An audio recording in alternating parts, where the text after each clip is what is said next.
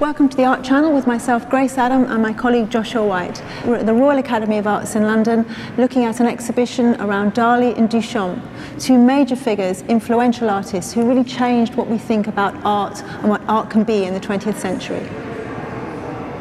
It's a very unlikely pairing, I'm aware of that. Gradually it became clear to me that there were relationships that one would wish to explore, and not so much to do with influence, but to do with a very sort of, common attitude to art, a common attitude to life. And then, of course, I discovered they were friends. So we're standing in front of this amazing, iconic piece of work, Fountain by Marcel Duchamp, Fountain, 1917-64, and it is a piece of work that changed everything. An artist takes a ready-made object, calls it art, puts it in a gallery context, and it becomes art. This was an outrageous piece of work when it was first shown. In fact, it was rejected from the exhibition, and Duchamp really kind of used that to his advantage. He got a whole new audience engaged with the idea of what art can be. Well, Duchamp really changes the whole nature of art in a work like this, a ready-made, something mass-produced with this function. He hasn't made it by hand. He signs it en masse on the side, like a joke on this idea of mongrelization. And this work really poses so many philosophical questions about the character of art and how it's actually made. He asks us, does an artist actually need to construct something, to represent something? Because fundamentally he's saying, why represent an object in drawing and painting or in sculpture when I can present the real thing? He can't do better than that. It is, I don't think we can underestimate the importance of a piece like this. It just changes everything. It was something used in a male lavatory. This is something that was, deeply offensive to many people in the audience. On the other hand, it's actually a very beautiful object. It has the curves of both female and male bodies, but it definitely challenges, as you say, what an audience perceives as art, and completely informs 20th century and 21st century production. This is something, as you say, that means that an artist's decision is the art making, the selection and celebration and display of an object. It's transgressive. He presents a taboo associated with excretion in the body. But I think fundamentally we need to think about it in terms of Duchamp's idea that an artist no longer needs to be a maker, but can also be a thinker. And that's as important, the idea that makes the work and generates it. And of course it's a provocation. It's highly controversial. It breaches decorum, convention about how an artwork is made and how it's presented. But he's saying that he can translate something that pre-exists, that has this very clear function, and show it and exhibit it within art world context. And suddenly the artist becomes a kind of catalyst, a magician, a showman. As you say, it's something that is no longer about the skill of the artist. In a way, it doesn't matter. This is a ready-made, dull, everyday object. And Duchamp had complained about art now being retinal, just for the eye. And he wants his art, as you say, to provoke thinking and questioning and consternation. Arguably, this work here is perhaps the most influential work in modern art of the 20th century, and its impact reverberates through into contemporary art today. It's profoundly present, isn't it, amongst artists today. It's inspirational. It's infuriating to people. It frustrates them. They don't necessarily understand it, despite its simplicity. And Duchamp is the ultimate philosopher artist in this presentation. We're looking at this extraordinary assemblage called Surrealist Object, functioning symbolically, Gala's shoe. And Gala was his wife. And we have a composite here of different elements, principally the shoe, which is filled by a little wax candle representing milk, and then this sort of turd-like swirl carved in a stone. We've got other elements doubling that idea of a shoe pictorially, and a spoon at the bottom there, sitting on a plinth. It's a most bizarre object, isn't it? It really is, in a way, the height of surrealism. The idea that you would take disparate objects with different functions, take their functions away, appropriate them to do something else. And this is sort of meant to be a kind of little machine. The idea that if you dropped the sugar lump into the milk, it would melt and the image of the shoe would disappear. There are all sorts of elements that are very typical of Dalí. Little tiny erotic photograph inside the matchbox, little tiny roll of pubic hair in the matchbox underneath the shoe. And it's quite interesting that it's been remade. I think the idea that these objects are not unique, I think this one was destroyed and remade much later, is again the idea of something not being just one object, one revered painting, but multiples, everyday objects. And it's so charged with Freudian analytic thinking and theory. Dalí is a great admirer, like the Surrealists, of Sigmund Freud's innovations in the treatment of mental health. And we have references to the mother's breast and milk, maternal care. We also have references to excretion, bodily functions, and Dalí's prevailing concern with a kind of neurotic anxiety about the body, about the state of mind, and of course fundamentally about sexuality and desire. I think he is, as you say, obsessed. It drives his production. This idea of tapping into a dreamlike state, looking at psychoanalysis, thinking about what objects represent, what combinations of objects might do to the brain, and shocking. This was a very shocking object, and it's not a beautiful object. It's a collection of things that come together in a way quite clumsily, but somehow it holds as a piece of sculpture. Dalí is a great pioneer of the surrealist object. There's a kind of inheritance from the Dada object, and that's why it's shown in this vitrine alongside some of Duchamp's ready-mades. It's a fascinating object. It's difficult. It's made of all these different elements, but it's the juxtaposition that really brings it alive, full of suggestibility and a kind of narrative that he builds in the work. So this fascinating and difficult piece of art is Marcel Duchamp, originally made in 1950 in the bride stripped bare by her bachelors Even, also known as the large glass. This one was actually reconstructed. This is a copy of the original made in 1965 by Richard Hamilton. This is a very strange piece of work. I think it's Duchamp moving away from painting, from canvas, from expressiveness, and deliberately using sheets of glass, like the photographic method, glass being used in cameras at this point. At the top we have the bride, separated very definitively from the group of bachelors down in the bottom left-hand corner, and this strange device, probably a coffee grinder. This is a very enigmatic and notorious artwork.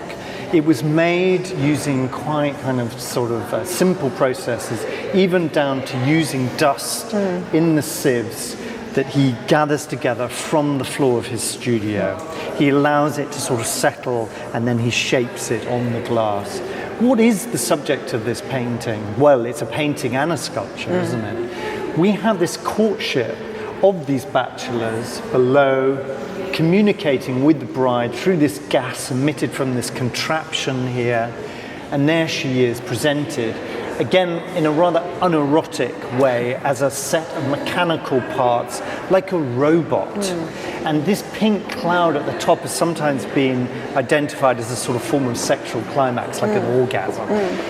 So we've got to kind of bring together all of these disparate parts to create our own narrative, but it's sort of rich in suggestion and possibility. He famously left it unfinished. It wasn't a thing that was kind of completed, and you bring with it all your aspirations, dreams, memories, intentions, associations. So you and I are going to read it in slightly different ways. And I think it's actually wonderful that we can't pin it down. I think that's a testament to Duchamp and his messing with the systems of iconography, of art making. Well, I think the context is important. It's made in the First World War. And I've always interpreted it as being a comment on and a satire on this fetish for industrialization, mechanization, and this faith in science and progress. Because Duchamp is effectively suggesting that science is awkward, it's clumsy, this promise of this bright, new, utopian future is actually loaded with problems and disappointment. And worse, I should say, slaughter. Yes. I think you're right. I think it's always about sex and relationships. That runs through all of his work. But I think it is this idea of blind faith in the future, in machinery, the fact that this will solve all our ills. And as you say, beginning of the First World War, patently this isn't happening. So it's a critique of that, maybe. It's also a satire on relationships between men and women. This is not highly romanticized. It's not even really erotic. There's this almost sort of representation of animals mating and courting. This is not an idealized representation of this harmony that runs through kind of human culture about men and women coming together in order to reproduce. No, it's sad. We have a group of little bachelors down here, a kind of herd of animals, as you say, and separate and ethereal, and above them is this one female figure. We're standing in front of a painting called Apparition of Face and Fruit Dish on a Beach from 1938, and it's a typical Dalí painting from this period in that he is playing with our perceptions. There's a lot of trickery, optical illusions.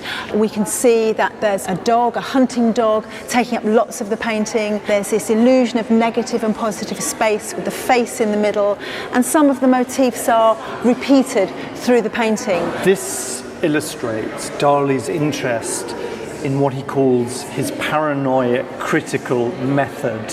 And it's a theory about how objects and images in the world can double up as something else.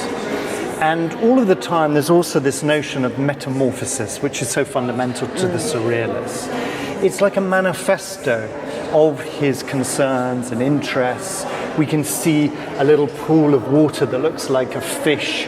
We can see in the center here this face that also resembles the kind of disparate elements of the landscape. And so Dalí develops this mirroring and suggestion in his paintings, and in a sense it becomes unique to him. No other major Surrealist artist attempts to mimic that style. I think this was understandably a very popular period. These paintings were particular popularity in America. Even when Dalí was no longer associated formally with the Surrealists, it was very difficult for him to be kind of separated, because, as you say, it's like a visual manifesto. It's everything you expect and want in a Surrealist image. It plays with the idea of memory and dreams and associations and tricks and illusions, and it plays with space. It draws out and flattens the picture space. So it's a good set of tricks. And at this point, he moves to the United States, just around the time of the outbreak of the Second World War. And this visual language is then translated into further commercial projects in fashion and advertising, department store displays. I think you're right. This is a language that slips into advertising. I think Surrealism's modern home is probably in advertising. It's where we see these kinds of visual tricks. So inheriting a lot of these ways of tricking the eye, of engaging the viewer, of selling us ideas and products through this very slick pictorial methodology. We've come to see another really exciting work by Marcel Duchamp called Three Standard Stoppages, originally conceived and made in 1913 and 1914, but in characteristic fashion it was lost, and Duchamp remakes it in 1964 towards the end of his life. But why is this so intriguing, so exciting? Well, it illustrates these early conceptual interests of Marcel Duchamp. And how does he make it? He takes that notion of a standardized meter, a universal form of measurement, in three pieces of string. He drops them from a height, then gathers them as they fall on the floor and places them within glass, rather like a microscope slide. He then repeats the outline of the original shape in these three pieces of wood that look like rulers. It's a wonderful piece of work, isn't it? It's fantastically disrespectful of science. You know, he has an amazing fascination with scientific developments, but he's just he's poking fun. He's asking us to think about what's rational, why we believe in rationality, and to just look at the ordinary, look at the everyday, something we trust, the meter rule, and to think there's another way of doing this. There's more fun to be had out of it. We can look at something from a tangent, and it's still true. And he makes this absolutely beautiful collection of objects and raises the status of a piece of string dropped onto the floor into really quite a beautiful piece of work, I think. Well, he takes that authority and trust associated with science and wholly undermines it with this kind of imaginative intervention. He's saying actually meaning and experience can be more elastic than perhaps we might suppose. And this work really is indicative of Duchamp's extraordinary mind, the way in which he can kind of break through these rigid definitions and make a work that is a composite, rather like Dalí's surrealist objects. It's boxed up, it's like a kit, it's like a sort of self-contained little world, isn't it? The idea and the objects or the constituent parts are given this great status. I think that's very wonderful. He's able to transgress those boundaries. And we should remind ourselves that this was made initially in 1913. If you think about what people were watching and reading and making, and then this comes along, it really breaks some boundaries. Here we have Dalí's painting Christ of St. John of the Cross, 1951, and it really is an iconic Dalí image. It's Christ on the cross, kind of hovering, floating above the earth, above this water, with the most extraordinary perspective or perspectives. Quite unbelievable, quite amazing, and really only somebody like Dalí can pull it off. He's a great technician, a great painter, so he's able to do this. Quite an extraordinary and dramatic image.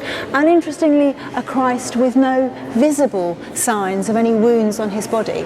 Well, Dalí takes the tradition of the crucifixion and presents it in a kind of radical new way, because it's almost like the view of God down on top of the head of Christ. Normally, Christ's family and followers are around the base of the crucifixion looking up, and he reverses that in the painting.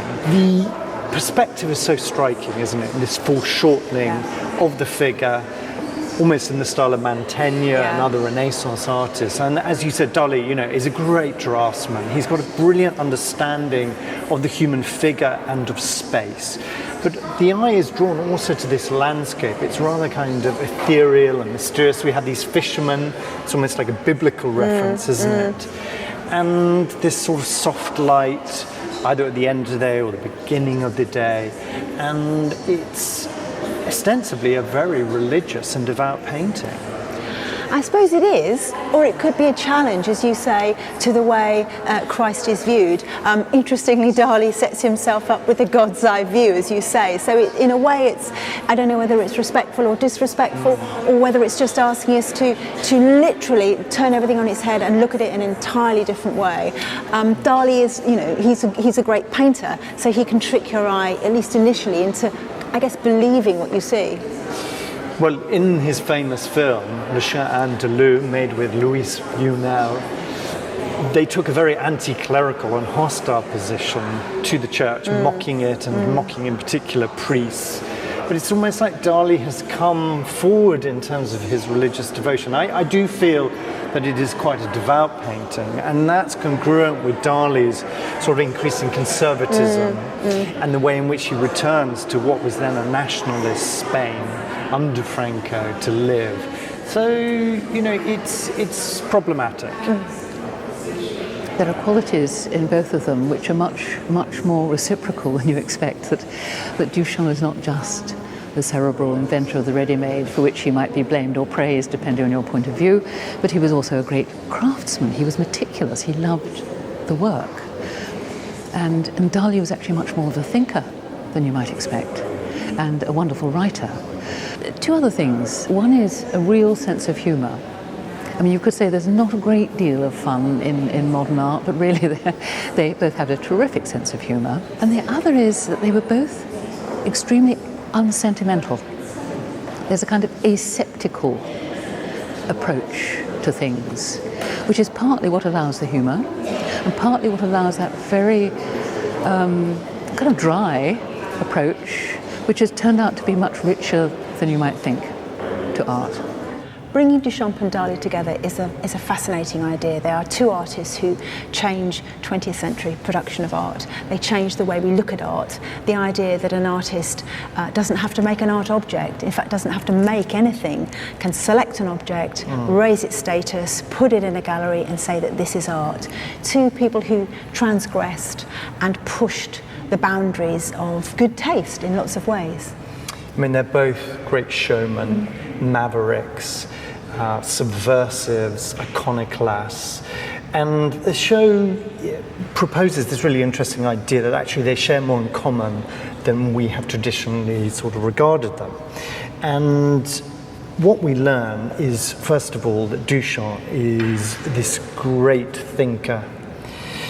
He's not interested in making things so much as proposing ideas. He abandons retinal or optical effects, that is making the object or the picture. Dalí remains attached to picture making, but of course, at the same time, he's introducing new ideas into painting.